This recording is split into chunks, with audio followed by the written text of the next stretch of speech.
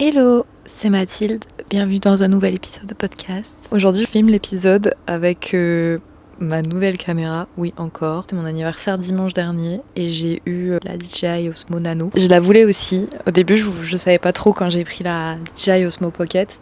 Je savais pas si je prenais celle-ci ou voilà, mais au final maintenant j'ai les deux. Et aujourd'hui j'ai reçu un deuxième petit micro comme ça pour faire des vidéos à plusieurs. Voilà, et j'ai même eu avec la possibilité de le brancher sur mon appareil photo, donc je suis trop contente. Juste j'ai pas de boîtier, donc c'est une galère. Mais bref. Et du coup, j'ai eu 26 ans. Voilà. Dimanche dernier, dimanche 2 août, j'ai eu 26 ans. J'aurais voulu enregistrer cet épisode beaucoup plus tôt, mais j'ai pas eu le temps.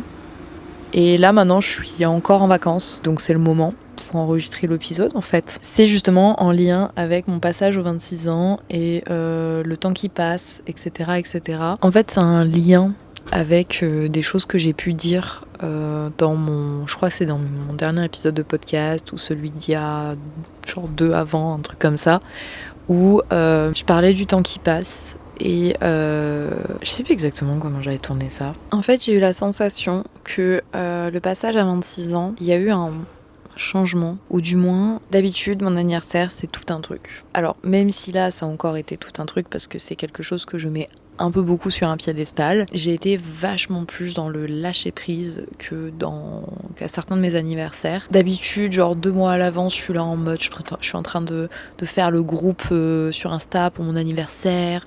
Je préviens tout le monde des mois à l'avance, parce que je sais que mon anniversaire, voilà, qui tombe en été, les gens, ils sont pas forcément disponible, que je peux comprendre, c'est normal, c'est les vacances.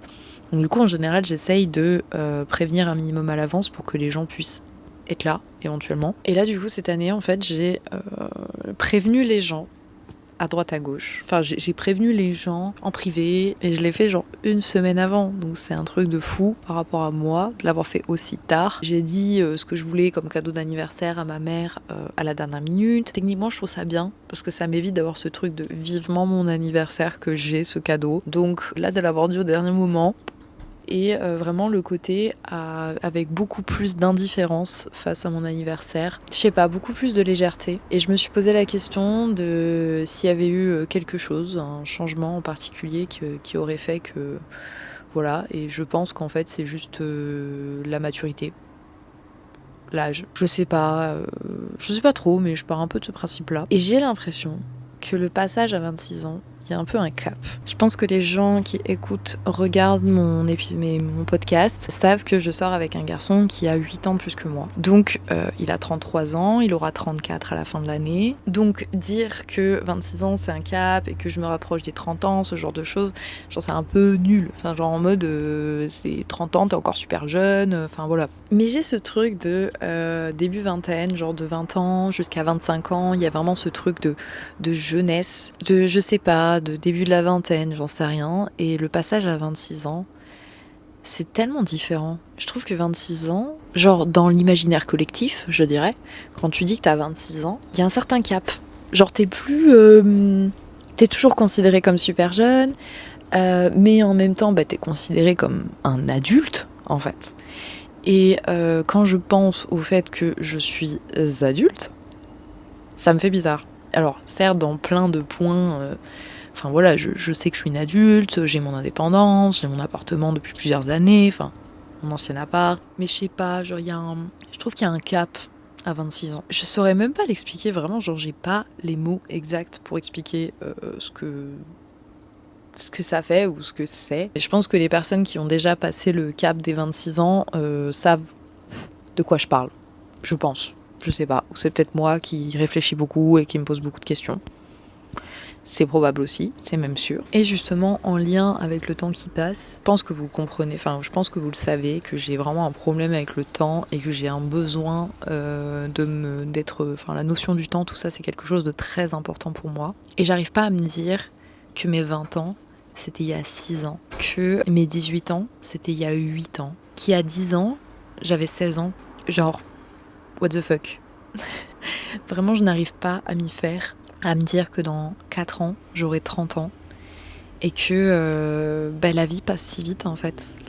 En fait, ouais, le lien qu'il pourrait y avoir avec mon autre épisode de podcast, c'est l'impression de ne pas avoir fait grand-chose, de ne pas avoir accompli des choses à mon âge.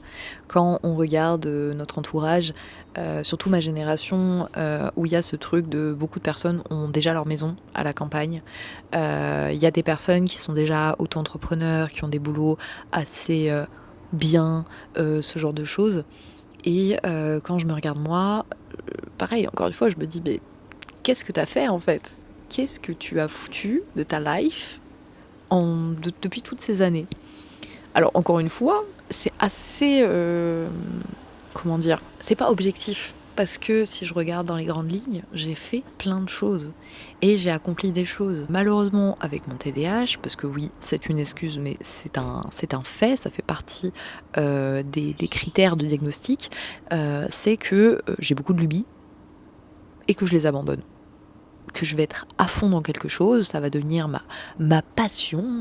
Genre par exemple la couture, où en 2020, je me suis lancée dans cette nouvelle lubie. J'ai acheté une machine à coudre, j'ai acheté des tissus, j'ai acheté tout le matériel, les ciseaux, les nanans. J'en ai fait pendant 2 mois.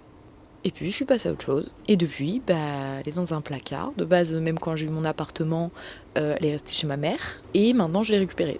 Pendant des années aussi, j'ai aimé le tatouage. J'aime toujours le tatouage. Je suis tatouée, j'ai 19 tatouages, enfin voilà. Mais j'ai eu vraiment cette passion pour le tatouage, c'est-à-dire de moi tatouer. En 2019, genre janvier-février 2019, donc quand j'avais 18 ans, j'ai acheté des machines de tatouage à bobine sur un site professionnel et tout le tralala. Je me suis fait plusieurs tatouages moi-même. Certains qui sont très cool, d'autres moins, d'autres qui sont carrément effacés. Celui-là aussi, là, le petit œil. Enfin, j'en ai certains qui sont complètement effacés et d'autres qui sont toujours présents. Mes genoux, là, avec mes mots en russe, mon soleil, ma lune derrière, mon couteau et ma rose, enfin, ce genre de choses. Le tatouage, donc j'ai commencé à être à fond là-dedans, j'avais 16 ans, je voulais tatouer déjà à cet âge-là, et j'ai arrêté d'en faire en 2020. De 2020 à 2024, 2023-2024, j'y ai plus pensé. Et 2023, Noël 2023, je crois que c'est ça. J'ai demandé une nouvelle machine à tatouage que j'ai fini par m'acheter moi-même et qui, depuis, voilà, je me suis entraînée pendant quelques semaines et puis après, hop. Donc j'ai toujours ça, pareil, dans mes affaires là. Voilà. Il y a plein d'exemples comme ça. On va dire que les seules passions qui me sont vraiment restées, ça a été la photographie et la vidéo. Parce que la vidéo, j'en fais depuis que je suis gamine. Et d'ailleurs, là, tout à l'heure, je suis retombée sur des vieilles photos vidéo, genre mon premier appareil photo quand j'avais 13 ans, avec justement des films que j'ai pu faire avec des copines, des trucs comme ça, genre, c'est rigolo. Voilà, moi j'aime bien. Donc j'aime ça depuis toujours et c'est quelque chose qui n'est jamais parti, ou du moins par très courte période où j'ai un peu arrêté et j'ai repris, mais ça a toujours été très court. Et ça, c'est quelque chose que voilà, j'ai toujours fait. Mais pareil, par exemple, ces derniers temps, je suis beaucoup plus découragée par rapport à la photo. Je m'en donne pas forcément les moyens, je me lance pas forcément dedans, mais du coup, ça rejoint aussi par rapport au trouble anxieux, comme je vous en ai parlé là dans un de mes derniers épisodes de podcast, où genre ça a vachement glow up, mon anxiété. Et donc du coup, voir des gens pour faire des shootings, ça m'angoisse. Je sais que même quand je suis avec eux, du coup, quand je prends les photos, je vais tellement angoisser que certaines photos vont pas du tout me plaire. Là, le dernier shooting que j'ai fait avec une amie à moi qui était enceinte, avec son chéri, et qui maintenant a accouché, j'arrivais pas à éditer les photos. J'arrivais pas à m'y mettre. Et ça n'avait aucun rapport avec eux, parce que les photos étaient incroyables. Les photos sont incroyables. Mais j'avais beaucoup de mal à m'y mettre. J'avais beaucoup de mal à me lancer en fait dans le truc d'éditer les photos. Et donc ça m'a créé encore plus d'angoisse parce que eux ils étaient dans l'attente des photos. Je les ai toujours pas publiées. Le shooting a été fait fin mai. Nous sommes début août. C'est un stress, ce genre de choses. Enfin bref. Et c'est vrai que j'ai 26 ans et j'ai l'impression d'avoir eu plein de lubies, mais de les avoir abandonnées à chaque fois, ce qui est le cas du coup. Et c'est vrai que quand je vois les gens autour de moi qui ont vraiment une passion ultime depuis qu'ils sont tout petits et qui arrivent à continuer là-dedans et qui en font leur métier et ils y arrivent en fait. Et c'est trop cool pour ces personnes-là. Mais du coup forcément quand je me regarde, je me dis mais pourquoi pas moi ?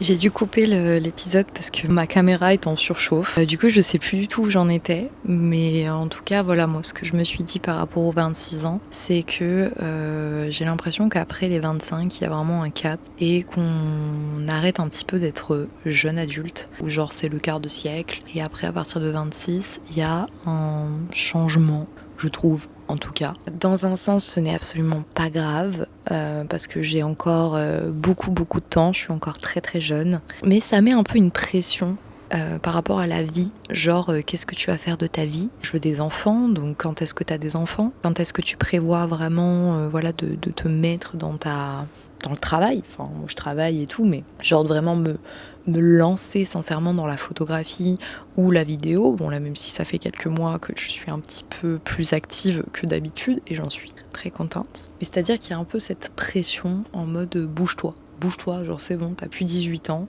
Sauf qu'en fait, moi, dans ma tête, les 18 ans, c'était il y a 3 ans. C'était pas il y a 8 ans. Genre, 8 ans. C'est un truc de fou parce que genre, je pense beaucoup à tout ça. Genre, de me dire, il y a 8 ans, j'avais 18 ans. Mais quand j'avais 18 ans, 8 ans avant, j'avais 10 ans. Et de 10 ans à 18 ans, il y a un grand écart entre 18 et 26. Alors c'est sûr que j'ai mûri, hein, parce que quand je vois les vidéos de moi à 18 ans, je suis un bébé, je suis une gamine.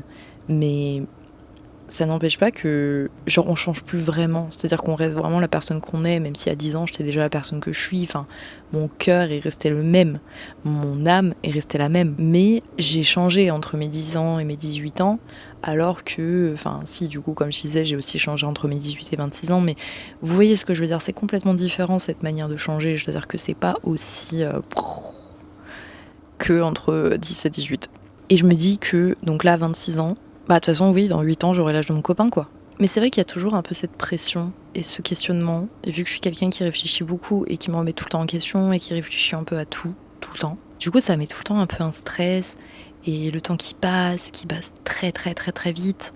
Là ça fait près de 4 ans que je suis avec Fabien, tout est passé tellement vite, et j'ai vraiment cette angoisse, cette anxiété du temps qui passe. Genre j'ai très peur de me réveiller demain et d'avoir 70 ans et d'avoir rien vécu, d'avoir pas vécu ma jeunesse comme il faut, parce qu'il y a déjà plein de choses que je regrette un peu de mon adolescence. C'est des trucs un peu nuls, mais c'est vrai que quand on est sur les réseaux, et en fait tout le temps, tous mes podcasts se rejoignent, ouais.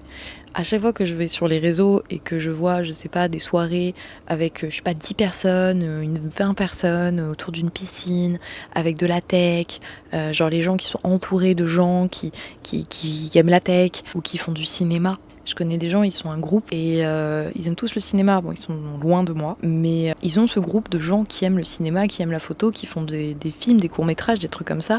Alors certes, c'est des gens qui, certaines personnes ont fait des écoles de cinéma, ce genre de choses. J'aurais rêvé faire une école de cinéma ou une école de photo. D'un autre côté, je sais que ça m'aurait au taquet découragée parce que j'aurais sûrement vu les gens autour de moi et je me serais dit, je suis nulle, ils sont mieux que moi. Et je sais que ça aurait un peu tout gâché. Mais je sais d'un autre côté parce que je connais du coup des gens, même sur Toulouse, qui ont fait une école de cinéma, qui ont fait une école de photo. J'ai déjà été modèle dans une école de photo. Je vois comment ça se passe. Il y a tout le côté très bourgeois, parce que beaucoup, les personnes qui vont dans ce genre d'école, c'est parce que papa et maman, ils raquent. Moi, maman n'a pas les moyens. Si elle avait pu, elle l'aurait fait, mais malheureusement, ça coûte très très cher. Genre rien qu'un semestre, souvent c'est 5 000, 7 000 euros. Jamais de la vie, j'aurais fait un prêt étudiant, parce que pour ce genre d'école, tu sais qu'il n'y a pas réellement de débouchés. Moi, c'est juste, j'aurais aimé faire ce genre d'école pour mon perso, en fait.